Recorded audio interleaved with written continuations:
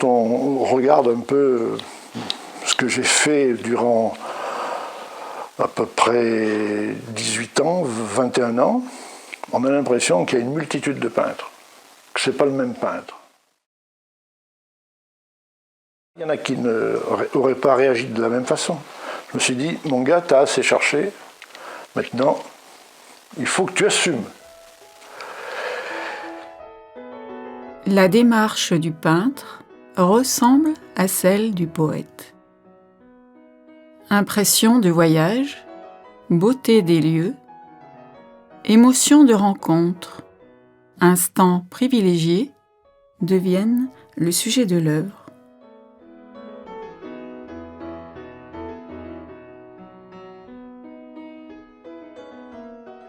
Mais est-ce bien un souvenir ? Nerval lui-même parle d'un souvenir à demi rêvé.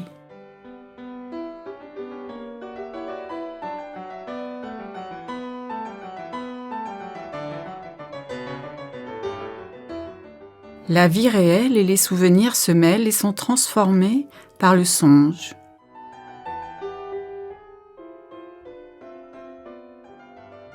La mémoire conserve des images précises et colorées.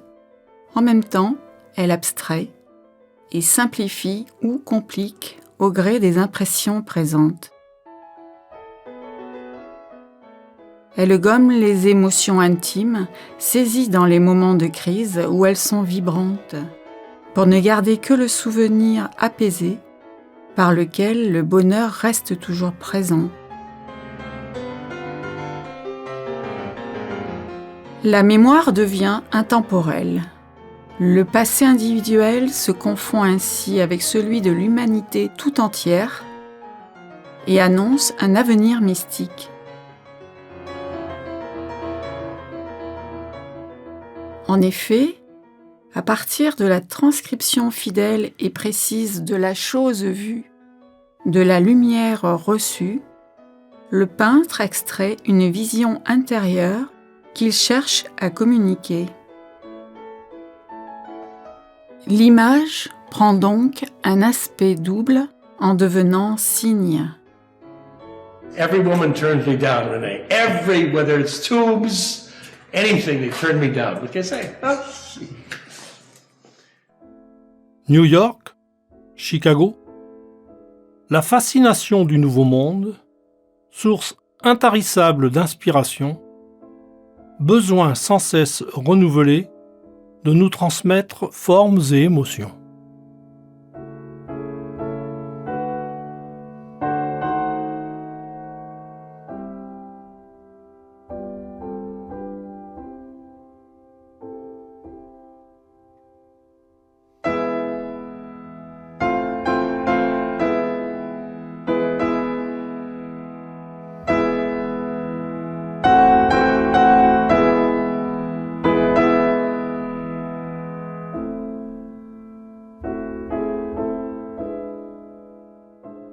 Voyager, quitter sa tour de guet, guidé par l'impérieuse nécessité d'embrasser le monde, rencontre permanente et intemporelle, nourriture indispensable à l'accomplissement de toute humanité. Il voyage pour peindre. Disons qu'il s'enrichit par le voyage, par la découverte de paysages, d'architecture, de sensibilité de couleurs et autres, et on les retrouve sur ses toiles, parce qu'il les met en fonction de ses voyages. Les derniers de croquis que je vous montrais, c'est des tout petits dessins, mais que j'annote beaucoup de phrases. On est un coucher de soleil. Au coucher de soleil, vous êtes au bord de l'eau, là, au coucher de soleil magnifique. C'est très facile à faire le dessin du coucher de soleil, parce que bien souvent c'est des lignes. Il faut mettre des phrases poétiques qui vous viennent tout de suite. Parce que si vous faites la photo, très bien, vous la retrouvez 30 ans après, bah vous dites, ah oui, c'est un coucher de soleil. Mais vous retrouvez le dessin 30 ans après, avec les phrases que vous avez mis, vous êtes de nouveau dans le coucher de soleil. Il a parlé du voyage tout à l'heure. Il ramène toujours beaucoup de ses voyages. C'est pour ça que je disais à propos du bleu que, certes, il y a toute la déclinaison technique de la couleur qu'il a fait, mais c'est aussi pour lui ce bleu qui ouvre l'horizon, qui lui ouvre l'horizon vers ailleurs, et j'en tiens beaucoup à cet ailleurs. Et il ramène beaucoup de ses voyages et de ses impressions. Dont il ne ramène pas toujours des croquis, d'ailleurs, dit-il. Il y a des choses que l'on ne peut pas peindre, enfin qui sont tellement belles qu'on ne peut pas les peindre. S'exposer, prendre le risque de partager ses émotions, les afficher dans un tableau pour permettre à chacun d'y réécrire sa propre histoire. Jean Moiras, c'est quelqu'un d'assez secret, qu'il faut savoir pénétrer, qui est extrêmement sensible, et c'est avec l'habitude de le côtoyer que l'on ressent finalement profondément ce qu'il est, mais il garde ou il veut toujours garder une certaine forme de secret, de distance. Mais dans sa peinture, il s'exprime, donc il dit aussi qui il est. Il jette ses couleurs et ses matières pour essayer de définir ou de donner ce qu'il ne donne pas autrement. Ouais, sur une peinture de qualité, quand on est avec Jean, la question ne se pose presque plus.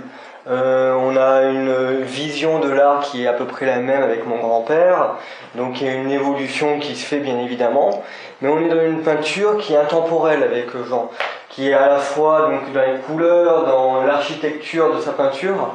Il y a de plus en plus de motivation pour le faire connaître à l'extérieur de la galerie.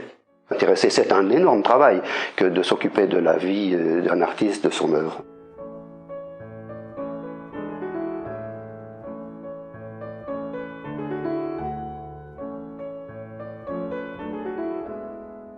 Tokyo, s'ouvrir à toutes les cultures pour mieux nous les retransmettre.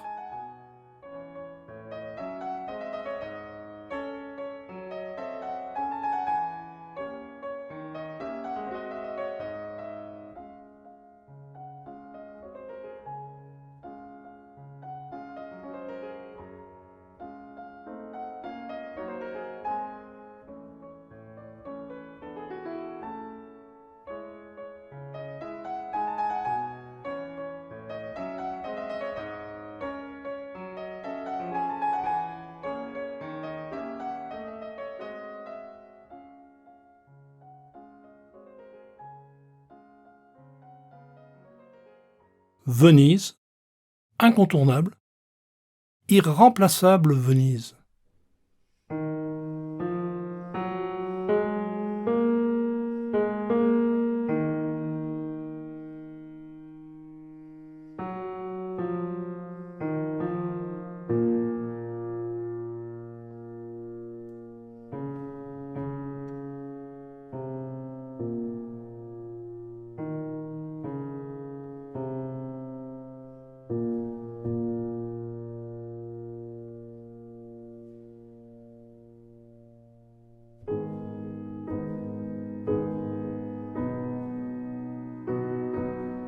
Sur Venise, je pourrais faire toute une exposition de Venise maintenant sans même aller sur place.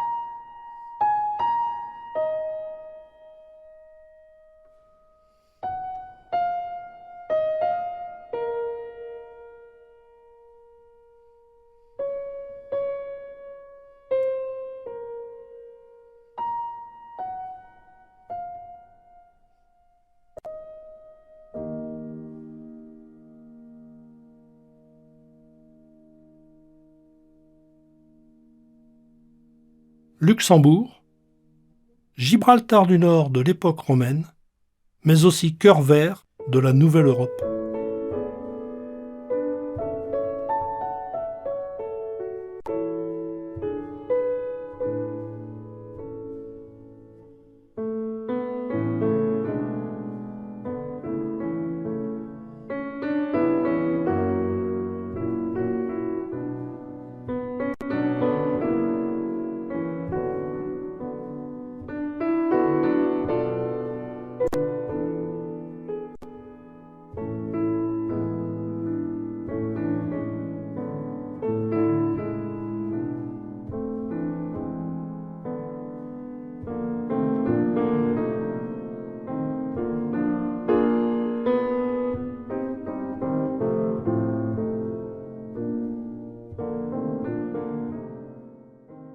Amitié, fidélité, deux vigiles sans lesquels rien n'aurait jamais été possible. Moi, je suis un fou de la peinture sans être du tout un connaisseur. Et je peux avoir des émotions aussi fortes devant un tableau qu'en écoutant de la musique. Et il nous a fait découvrir effectivement cet air et cette Auvergne qu'il aime énormément. Dans tous les tableaux de Jean, il y a la trace de la vie. Un village là-haut ou un peu plus bas, des champs de blé, des moissons dorées, des lavandes bleues, un pâturage fleuri. Donc tout ça, c'est la trace de l'homme et de la vie. Et Jean réussit à en faire avec beaucoup de douceur, en faire une sorte de métaphore de la vie et de l'homme, qu'il pose là entre ciel et terre. On s'est liés d'amitié et Jean est même devenu le parrain de ma fille, puisqu'effectivement on avait un énorme attachement pour l'homme et le couple. 10 ans de complicité, ce sont des années qu'on ne voit pas passer. Lorsque tout va bien, on ne voit pas passer le temps. J'ai utilisé un de ses tableaux avec sa permission pour un de mes disques. C'était la force, la puissance qu'il y avait, la tension qu'il y avait dans ses œuvres, extrêmement colorées, extrêmement contrastées. Et donc c'est une sorte de force inhabituelle que je retrouve rarement dans l'art d'aujourd'hui. Et quand je dis ciel et terre, c'est pas seulement le ciel bleu et la terre, je pense plus à céleste et à terrien. L'ami, il est riche et il est sincère. Pour moi, en tous les cas, je pense que on peut demander des tas de choses à Jean et je pense qu'il répondra présent. Vous avez un message à lui faire passer droit dans les yeux? Tout simplement et bêtement, hein. Je t'aime, Jean. T'es super.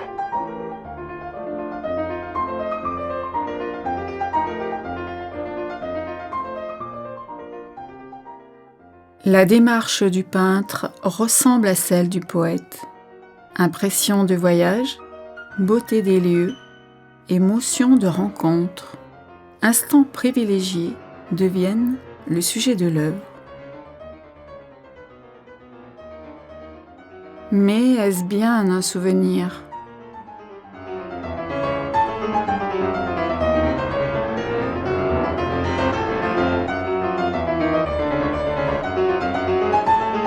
Cette vision radieuse est obtenue parfois grâce à la médiation de la femme aimée, femme éternelle, mystère des incarnations ou réincarnations successives.